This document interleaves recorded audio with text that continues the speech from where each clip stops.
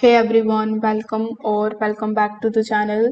In today's tutorial, I will show you step by step how to delete your YouTube search history on PC in 2025. So this will clear the past searches, refresh your recommendations and protect your privacy. So without further delay, let's get straight into it.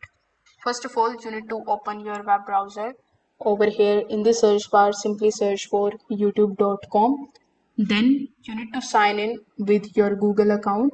Make sure that it is that particular account in which you want to delete your YouTube search history. Now over here you are going to see your feed here on this home page. So in the left hand section in the U tab you are going to see the option of history. So simply click on this option of history. Then in the right hand section you will be able to see the option of clear all the watch history. So if you want to delete them all, simply select this option. You can also pause your watch history and YouTube is not going to see your watch history and it won't come here in the watch history section or on your feed. You can also manage your history like the comments, the posts and the live chats. So you can select each of these options and it is going to redirect you here inside your Google's account.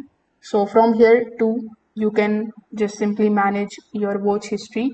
So this is how you can delete your YouTube search history on your PC and you can pause it as well. If this video helped you out, make sure that you like this video.